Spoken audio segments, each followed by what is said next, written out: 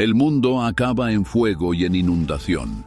El sol es devorado por un lobo, y los dioses yacen muertos en un campo de batalla creado por ellos mismos. Esto es el Ragnarok. Pero para entender el final, tienes que volver al principio. No a una profecía, sino a un crimen. Luego otro, y otro. Los dioses no solo lucharon en una guerra, ellos la empezaron. Creían que podían burlar al destino, pero no puedes escapar de un destino que has escrito para ti mismo. Estos son los 5 pecados imperdonables que hicieron del Ragnarok no solo una posibilidad, sino una certeza. El primer pecado, la traición del juramento. Imagina que eres Odín, el padre de todos. Has sacrificado un ojo por sabiduría, has colgado del árbol del mundo por conocimiento. Ves los hilos del destino y ves a un lobo, un cachorro ahora, Fenrir, hijo de Loki. Pero en tus visiones ves a este lobo creciendo hasta un tamaño imposible, con sus fauces abiertas lo suficiente como para tragarse el sol. Lo ves de pie sobre tu propio cuerpo destrozado en el campo de batalla del apocalipsis. El miedo echa raíces en tu corazón, un miedo frío y rastrero que la sabiduría no puede calmar. Así que traes al cachorro a Asgard. Lo crías entre los dioses. Es poderoso, sí, pero también es leal. Juega con los hijos de los dioses. Lame la mano de Tyr, el dios de la justicia, que le da de comer. Aquí hay confianza, hay un vínculo, pero el miedo persiste, y el miedo convierte incluso a los dioses más sabios en cobardes. Los dioses deciden que el lobo debe ser atado. 2 veces lo intentan con poderosas cadenas de hierro y 2 veces Fenrir las destroza con despectiva facilidad, creyendo que todo es un juego, una prueba de su fuerza. Está orgulloso del poder que tanto temen. Para el tercer intento, acuden a los enanos, quienes forjan una cinta. Gleipnir parece suave como la seda, pero está forjada de lo imposible. El sonido de la pisada de un gato, la barba de una mujer, la raíz de una montaña. Le llevan esta cinta a Fenrir, y por primera vez, el lobo sospecha, siente el engaño. Acepta ser atado solo si uno de los dioses pone una mano en su boca como prenda de buena fe. Un juramento, una garantía de que no es un truco. Piensa en ese momento. El silencio en esa pradera celestial. Los dioses de Asgard, los parangones del honor, se miran unos a otros. Ninguno da un paso al frente, ninguno excepto uno. Tyr, el mismísimo dios de la justicia, el amigo del lobo, da un paso al frente y coloca su mano derecha en las fauces del lobo creciente. Puedes sentir el aliento cálido, ver las hileras de dientes que podrían cortar montañas. Y tú conoces la verdad. Sabes que esto es una mentira. La cinta es ajustada. Fenrir forcejea, pero la magia imposible lo sujeta con firmeza. Está atrapado. Y en ese momento de horrorizada comprensión, mientras los dioses se ríen de su victoria, mira a Tyr. Ve la traición en los ojos del dios y muerde. El pacto se rompió, un juramento sacrificado por seguridad. En ese momento, los dioses le enseñaron una lección al universo, que su palabra no significaba nada cuando se sopesaba contra su miedo, y crearon al mismo monstruo que previeron, uno alimentado no por la profecía, sino por el fuego puro e incandescente de una justa traición. El segundo pecado, el rechazo de la sangre. Loki, el embaucador, el cambiaformas, el dios que caminaba entre mundos, tuvo otros hijos. Nacieron en los lugares oscuros, lejos de la luz dorada de Asgard. Y los dioses no los vieron como parientes, sino como aberraciones.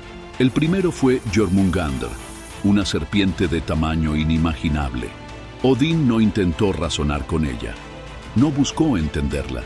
Simplemente tomó a la serpiente cuando era joven y la arrojó al gran océano que rodea Midgard, el mundo de los hombres. La desechó, una cosa no deseada, dejada para que se pudriera en las profundidades. Allí creció y creció, alimentando su odio venenoso, hasta que fue tan vasta que podía morderse su propia cola, rodeando el mundo para siempre, esperando. La segunda fue una hija. Un lado de ella era una mujer hermosa, el otro, el cadáver putrefacto de una. Su nombre era Hel. De nuevo, Odín no vio a una nieta, vio un monstruo. La arrojó hacia abajo, hacia el más profundo, oscuro y frío de los 9 reinos, y la convirtió en su reina. La desterró para que gobernara sobre los muertos sin honor, para estar por siempre rodeada de enfermedad y desesperación. Nombró a su prisión como ella, Helheim. Esto no fue justicia, fue asco, fue rechazo.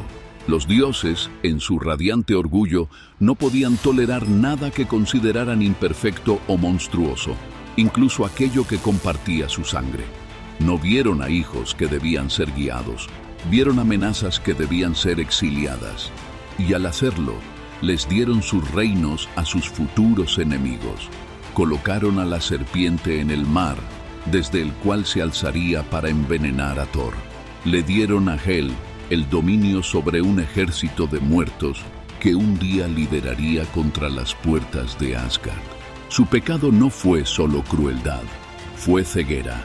Crearon sus propios demonios al negarse a ver la chispa divina dentro de lo monstruoso.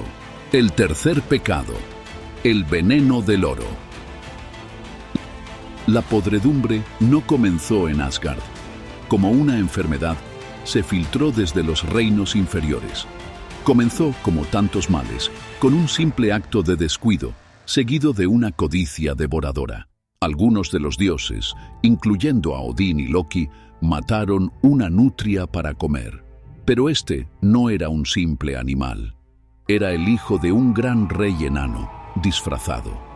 Para pagar el precio de sangre, el rey enano exigió que la piel de la nutria fuera llenada y cubierta de oro. Y Loki, siempre el embaucador, sabía dónde encontrar tal tesoro. Capturó a otro enano, Andvari, y lo obligó a entregar todo su tesoro. Pero cuando Loki tomó la última pieza, un simple anillo de oro, Andvari le rogó que lo dejara. Era lo único que podía crear más oro, la fuente de toda su riqueza. Loki, en su arrogancia, se negó, y así Andvari pronunció una maldición sobre él, una profecía propia, que el anillo y todo el oro traerían ruina y muerte a quien lo poseyera. Loki se rió. ¿Qué era la maldición de un enano para un dios? Pagó el precio de sangre, cubriendo la piel de nutria con el oro maldito. Pero un solo bigote aún se veía. Odín, en su orgullo, cubrió ese último bigote con el anillo maldito. La deuda fue pagada. Pero el veneno ya había sido transmitido. Ese oro enloqueció de codicia al hijo del rey enano, Fafnir. Asesinó a su propio padre por él.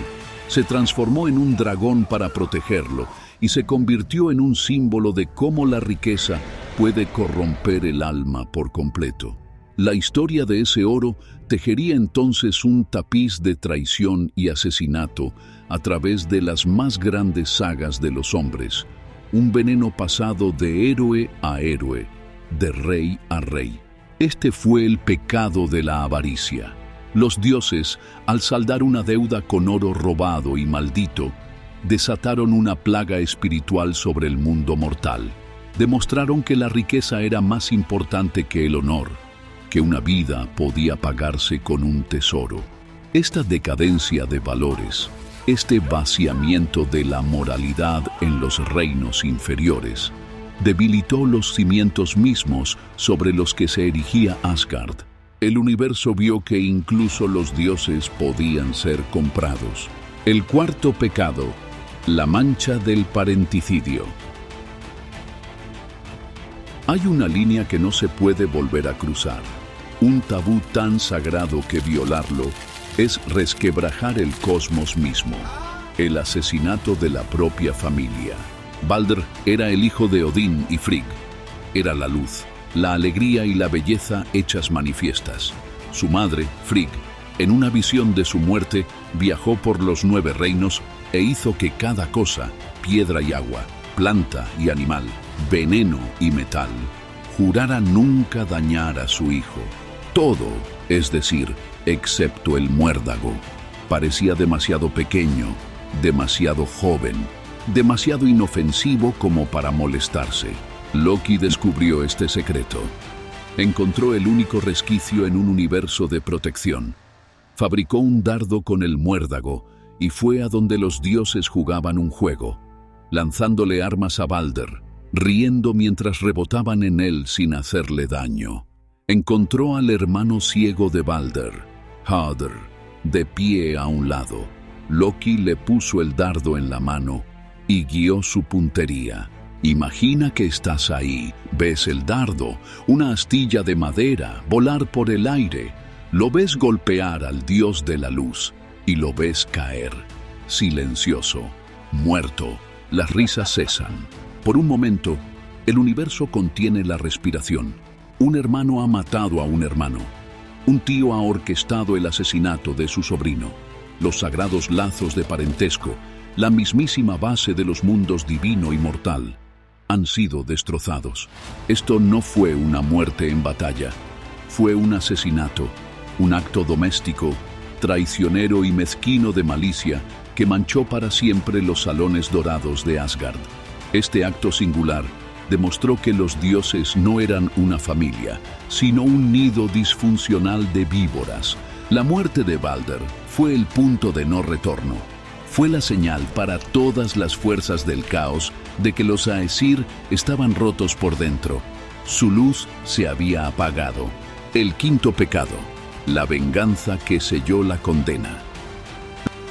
Los dioses encontraron a Loki, y el castigo que idearon no fue justicia, fue una atrocidad. Lo arrastraron a una cueva oscura. Trajeron a sus 2 hijos, Vali y Narfi, y ante los ojos de Loki, convirtieron a un hijo en un lobo voraz, quien luego despedazó a su propio hermano. Tomaron las entrañas del hijo asesinado, y mientras se convertían en hierro, las usaron para atar a Loki a 3 rocas afiladas. Pero eso no fue el final. Convocaron a una serpiente gigante y la colocaron en la roca sobre él, donde su veneno ardiente gotearía sobre su rostro por toda la eternidad. La leal esposa de Loki, Sigyn, permanece a su lado, recogiendo el veneno en un cuenco. Pero cuando el cuenco está lleno, debe darse la vuelta para vaciarlo. En esos momentos, el veneno golpea el rostro de Loki, y su agonía retorcida es tan inmensa que sacude los cimientos del mundo mortal. A esto lo llamamos terremotos. En este acto, los dioses cometieron su pecado final e imperdonable. Su venganza fue tan absoluta, tan llena de odio personal y crueldad, que borró cualquier derecho que tuvieran a la autoridad moral. Respondieron al asesinato de un pariente con el asesinato forzado de otro. Respondieron a la traición con una tortura eterna e inimaginable. Se convirtieron en los monstruos contra los que luchaban, y en esa cueva oscura garantizaron que cuando Loki finalmente se liberara, su furia sería absoluta. No buscaría negociación, no buscaría la rendición, buscaría la aniquilación total de aquellos que le habían infligido tal horror a él y a sus hijos. Le habían dado a su mayor enemigo lo único que necesitaba para acabar con el mundo: una razón. Entonces, ¿por qué los dioses caminaron hacia su perdición? Porque el camino hacia el Ragnarok no fue pavimentado por gigantes o monstruos. Fue pavimentado, piedra a piedra, por los propios dioses. No fue Fenrir el lobo quien comenzó el fin, sino los dioses que rompieron su sagrado juramento con él. No fueron Hel ni Jormungandr quienes eligieron ser enemigos, sino los dioses que los expulsaron con miedo y asco. La corrupción del mundo no era inevitable, pero fue acelerada por un oro maldito que los propios dioses pusieron en juego. La batalla final no fue sellada por la muerte de Balder, sino por el parenticidio que lo precedió. Y la furia de sus enemigos no nació del caos, sino que fue forjada en los fuegos de la venganza cruel y miope de los propios dioses. El Ragnarok no fue una guerra contra una fuerza externa. Fue un acto final y sangriento de autodestrucción. Es el eco atemporal, una advertencia que resuena a través de los siglos, que ningún muro es lo suficientemente alto, ningún ejército lo suficientemente fuerte para protegerte de las consecuencias de tus propias elecciones. No puedes escapar de un destino que tú mismo has creado.